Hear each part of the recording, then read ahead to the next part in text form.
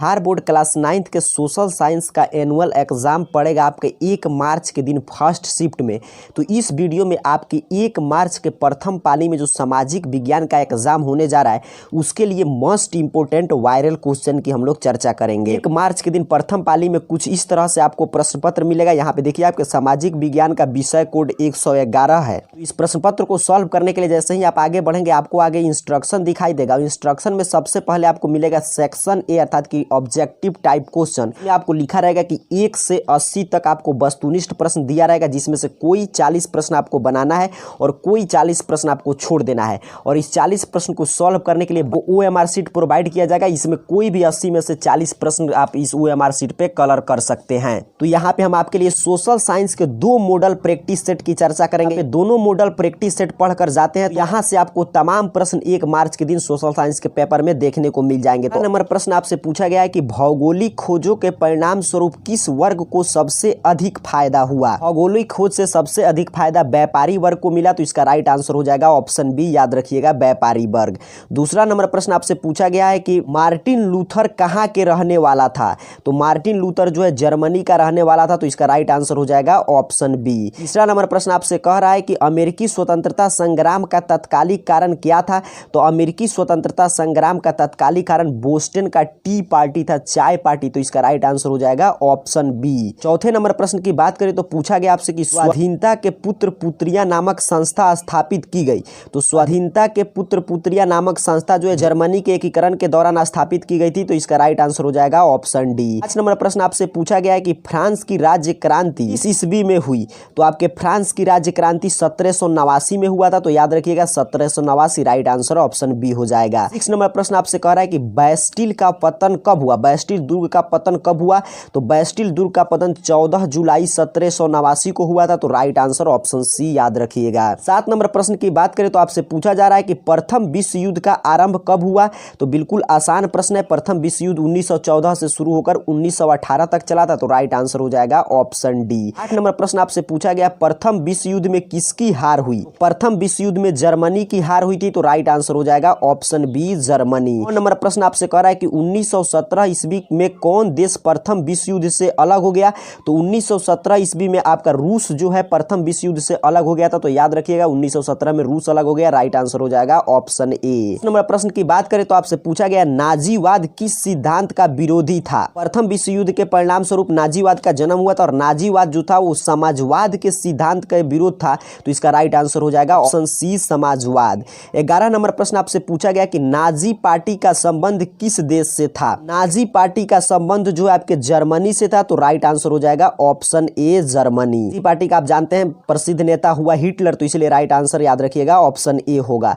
12 number प्रश्न आपसे कह रहा है कि सरहुल पर्व कौन मनाते हैं। सरहुल पर्व जो है मुंडा जाति के लोग मनाते हैं। तो राइट आंसर हो जाएगा ऑप्शन डी, मुंडा।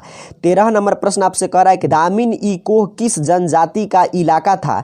तो दामिन ई कोह जो है संथाल जनजाति का इलाका था। तो इसका राइट आंसर होगा ऑप्शन बी। एक एक प्रश्न महत्वपूर्ण है, याद कर लीजिए। यदि सामाजिक विज्ञान अर्थात कि सोशल साइंस के लिए आप ये 2 मॉडल प्रैक्टिस सेट करके जाते हैं, क्योंकि नया जो मॉडल प्रैक्टिस आया है उसी की हम लोग चर्चा करें, तो यहाँ से कोई भी प्रश्न बाहर आपको देखने को नहीं मिलेंगे। 14 नंबर प्रश्न कह रहा है भारत की स्थलीय सीमा रेखा है वो तटीय सीमा रेखा से कितनी बड़ी है। अर्थात कि हमारे तटीय सीमा रेखा से स्थलीय सीमा रेखा कितनी बड़ी है। तो ये 2 गुनी है। तो इसका राइट आंसर हो जाएगा ऑप्शन बी, 2 गुनी। 13 नंबर प्रश्न देखिए बिल्कुल शानदार है। कह रहा है भारत एवं चीन के बीच सीमा रेखा का नाम क्या है। तो भारत और चीन के बीच जो सीमा रेखा है उसका नाम है मैकमोहन रेखा अर्थात कि मैकमोहन लाइन। तो राइट आंसर हो जाएगा ऑप्शन बी। 16 नंबर प्रश्न आपसे पूछा गया कि कर्क रेखा किस राज्य से होकर नहीं गुजरती है। आपसे पूछा गया कर्क रेखा किस राज्य से नहीं गुजरती है। तो कर्क रेखा गुजरात, मध्य प्रदेश, छत्तीसगढ़ सभी राज्य से होकर गुजरती है। तो महाराष्ट्र राज्य से जो है कर्क रेखा नहीं गुजरती है। तो राइट आंसर हो जाएगा ऑप्शन बी। 17 नंबर प्रश्न देखिए कितना अच्छा है। कह रहा है लक्षद्वीप कहाँ स्थित है। तो लक्षद्वीप अरब सागर में स्थित है। तो राइट आंसर ऑप्शन ए हो जाएगा। 18 नंबर प्रश्न आपसे पूछा गया श्रीलंका और भारत के बीच कौन द्वीप स्थित है। तो श्रीलंका और भारत के बीच जो है पेम्बन द्वीप स्थित है। तो इसका राइट आंसर हो जाएगा ऑप्शन डी, पेम्बन। 19 नंबर प्रश्न आपसे कह रहा है कि लक्ष्मी सागर झील किस राज्य में स्थित है। लक्ष्मी सागर झील जो आपके बिहार राज्य में है। तो राइट आंसर ऑप्शन सी के साथ जाएगा बिहार। 20 नंबर प्रश्न आपसे कह रहा है कि निम्न में से कौन लवणीय झील है। साभर जो है ये लवणीय झील है। तो इसका राइट आंसर हो जाएगा ऑप्शन सी, साभर। 21 नंबर प्रश्न देखिए आपसे पूछ रहा है कि जाड़े में सबसे ज्यादा ज्यादा ठंडा कहाँ पड़ता है? तो जाड़े के दिन में सबसे ज्यादा जो ठंडा पड़ता है वो पड़ता है खिलनमर्ग में। तो इसका राइट आंसर हो जाएगा ऑप्शन सी खिलनमर्ग। 22 नंबर प्रश्न आपसे पूछा गया कि भारत में जीव संरक्षण अधिनियम कब लागू हुआ? तो भारत में जीव संरक्षण अधिनियम 1972 में लागू हुआ था। तो इसका राइट आंसर हो जाएगा ऑप्शन बी 1972। 23 नंबर क्वेश्चन कह रहा है कि भरतपुर पंछी विहार कहाँ स्थित है? तो भरतपुर पंछी विहार जो है आपका राजस्थान में स्थित है। तो राइट आंसर याद रखिएगा ऑप्शन सी होगा राजस्थान। 24 नंबर प्रश्न आपसे पूछा गया कि भारत में कितने प्रकार की वनस्पति प्रजातियां पाई जाती है? भारत में आपके 47,000 प्रकार के वनस्पति प्रजातियां पाई जाती है। तो राइट आंसर हो जाएगा ऑप्शन बी 47,000। 25 नंबर प्रश्न आपसे कह रहा है कि कौन सी मापक विधि सर्वाधिक मान्य है? निरूपक भिन्न मापक विधि सर्वाधिक मान्य है। तो राइट आंसर हो जाएगा ऑप्शन बी। 26 नंबर प्रश्न देखिए, मापनी में हर व्यक्त करता है अर्थात कि हर डिनोमिनेटर है वो किस चीज के बारे में बतलाता है? आपको बतलाना है। मापनी में जो हर है वो धरातल की दूरी व्यक्त करता है। तो राइट आंसर हो जाएगा ऑप्शन ए। 27 नंबर प्रश्न आपसे कह रहा है कि भारत में सर्वाधिक साक्षरता दर किस राज्य की है?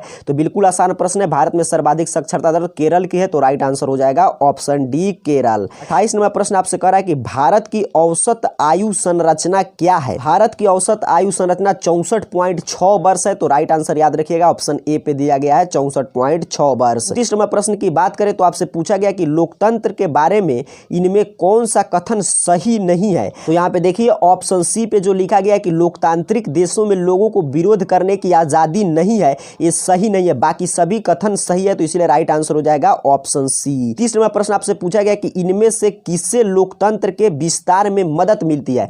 जो ऑप्शन आगे आ रहा है उसमें से बतलाना है कि आपको किससे लोकतंत्र के विस्तार में मदद मिलती है। 30 नंबर प्रश्न का राइट आंसर हो जाएगा ऑप्शन डी लोगों का संघर्ष। 30 नंबर प्रश्न आपसे पूछा गया कि इनमें से कौन लोकतंत्र के लिए आवश्यक नहीं है? आपको बताना है कौन जो है लोकतंत्र के लिए आवश्यक नहीं है। देखिए ऑप्शन सी जो है न्यायालय पर किसी एक व्यक्ति का नियंत्रण हो, ये लोकतंत्र के लिए आवश्यक नहीं है। तो राइट आंसर हो जाएगा ऑप्शन सी। 32 नंबर प्रश्न आपसे पूछ रहा है कि आज दुनिया के सबसे बेहतरीन शासन किसे माना जाता है? तो लोकतांत्रिक शासन व्यवस्था को आज दुनिया के सबसे बेहतरीन शासन व्यवस्था माना गया। तो इसका राइट आंसर हो जाएगा ऑप्शन ए। 33 नंबर प्रश्न आपसे पूछ रहा है कि दक्षिण अफ्रीका का लोकतांत्रिक संविधान बनाने में इनमें कौन सा टकराव सबसे महत्वपूर्ण था? तो ऑप्शन में देखिए तो डी नंबर पे जो टकराव बताया जा रहा है कि रंगीन चमड़ी वाले बहुसंख्यकों और अश्वेत अल्पसंख्यकों का टकराव, ये सबसे महत्वपूर्ण था। तो यही राइट आंसर हो जाएगा ऑप्शन डी। 34 नंबर प्रश्न की बात करें तो पूछ रहा है लोकतांत्रिक संविधान में कौन सा प्रावधान नहीं रहता है? लोकतांत्रिक संविधान में शासन के प्रमुख का नाम का प्रावधान नहीं रहता है। तो राइट आंसर हो जाएगा ऑप्शन बी। 35 नंबर प्रश्न कर रहा है चुनाव क्यों जरूरी है? इसके बारे में कौन सा सही नहीं है? इसमें कौन सा कथन जो है सही नहीं है ये आपको बतलाना है। ऑप्शन डी पे जो लिखा गया चुनाव न्यायपालिका के कामकाज में हस्तक्षेप करने का अवसर प्रदान करता है, ये बिल्कुल सही नहीं है। तो इसलिए राइट आंसर हो जाएगा ऑप्शन डी। 36 नंबर प्रश्न आपसे पूछ रहा है कि भारत के चुनाव लोकतांत्रिक है, यह बताने के लिए कौन सा वाक्य उपयुक्त कारण नहीं देता है? अर्थात कि चारों में से कौन सा वाक्य जो है उपयुक्त कारण नहीं है कि भारत में चुनाव लोकतांत्रिक ढंग से होता है?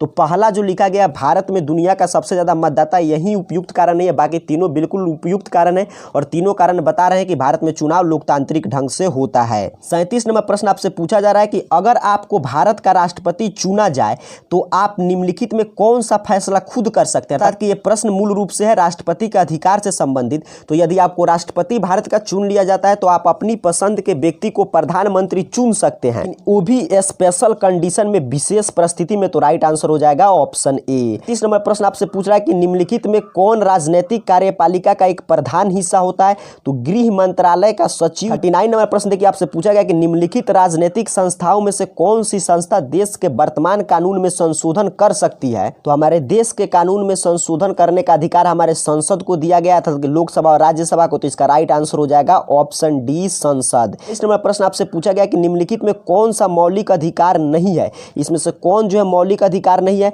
तो विदेश में घूमने का अधिकार जो है मौलिक अधिकार के श्रेणी में नहीं आता है। तो राइट आंसर हो जाएगा ऑप्शन बी। परीक्षा में आपको मात्र 80 में से कोई 40 प्रश्न का जवाब देना है, लेकिन हम लोग और भी सभी प्रश्न महत्वपूर्ण है उसको चर्चा कर ले रहे हैं ताकि आपका 40 में 40 सही हो जाए। तो 41 नंबर प्रश्न देखिए आपसे पूछा गया कि मौलिक अधिकार के रक्षक के रूप में कौन कार्य करता है? मौलिक अधिकार के रक्षक के रूप में सर्वोच्च न्यायालय तथा उच्च न्यायालय कार्य करता है। तो राइट आंसर हो जाएगा ऑप्शन डी। 42 नंबर अर्थात कि 42 नंबर प्रश्न की बात करें तो आपसे कह रहा है कि भारत में सबसे पहले किस राजनेता ने मौलिक अधिकार के मुद्दा उठाया था? तो भारत में सबसे पहले बाल गंगाधर तिलक ने मौलिक अधिकार के मुद्दा को उठाया था। तो राइट आंसर हो जाएगा ऑप्शन बी। 3 आखिरी नंबर प्रश्न आपसे पूछा गया कि समता के अधिकार का उल्लेख भारतीय संविधान के किस अनुच्छेद में किया गया है। समता के अधिकार का उल्लेख जो है हमारे संविधान के अनुच्छेद 14 से 18 में किया गया है, तो राइट आंसर हो जाएगा ऑप्शन बी। 44 नंबर प्रश्न आपसे पूछा गया कि पूंजीगत वस्तुएं निम्नलिखित में कौन से हैं। यहाँ पे मशीन, हल, ट्रैक्टर सभी पूंजीगत वस्तु के श्रेणी में आता है, तो राइट आंसर याद रखिएगा ऑप्शन डी हो जाएगा।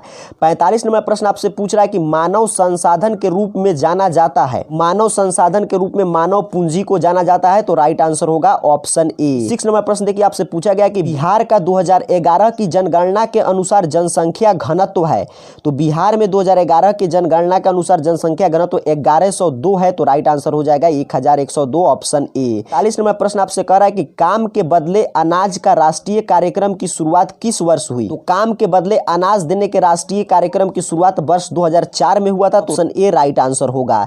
48 नंबर प्रश्न आपसे कह रहा है कि संपूर्ण ग्रामीण रोजगार योजना लागू हुई, संपूर्ण ग्रामीण रोजगार योजना सितंबर 2001 में लागू हुई थी, तो राइट आंसर हो जाएगा ऑप्शन ए। 9 नंबर प्रश्न आपसे कह रहा है कि बिहार के ग्रामीण क्षेत्रों में पाई जाती है, तो बिहार के ग्रामीण क्षेत्रों में मौसमी बेरोजगारी भी पाई जाती है और दृश्य बेरोजगारी भी पाई जाती है, तो सी राइट आंसर हो जाएगा, ए और बी दोनों। 50 नंबर प्रश्न आपसे कह रहा है कि खाद्य सुरक्षा का अभिप्राय है, खाद्य सुरक्षा का अभिप्राय खदान की उपलब्धता, खदान तक लोगों की पहुंच, खदान क्रय करने की क्षमता और उपयुक्त सभी से है, तो राइट आंसर हो जाएगा ऑप्शन डी। तो आज के क्लास में लोग आपके क्लास 9th के एनुअल एग्जाम के सोशल साइंस के पेपर के लिए पहला मॉडल प्रैक्टिस सेट चर्चा किए, नया मॉडल प्रैक्टिस सेट जो आया उसी की हम लोग चर्चा कर रहे हैं। अब एक मात्र 2 ही मॉडल प्रैक्टिस सेट जारी हुआ है, तो दूसरे भी मॉडल प्रैक्टिस सेट की यदि हम चर्चा कर लेते हैं तो 80 में से 40 प्रश्न यहीं से मिल जाएंगे और आपको 40 प्रश्न का ही जवाब देना है। तो यदि आप चाहते हैं कि उसकी भी चर्चा किया जाए तो नीचे कमेंट बॉक्स में बताइएगा, साथ ही साथ इस क्लास को लाइक जरूर कर दीजिएगा। आप सभी को बहुत बहुत धन्यवाद।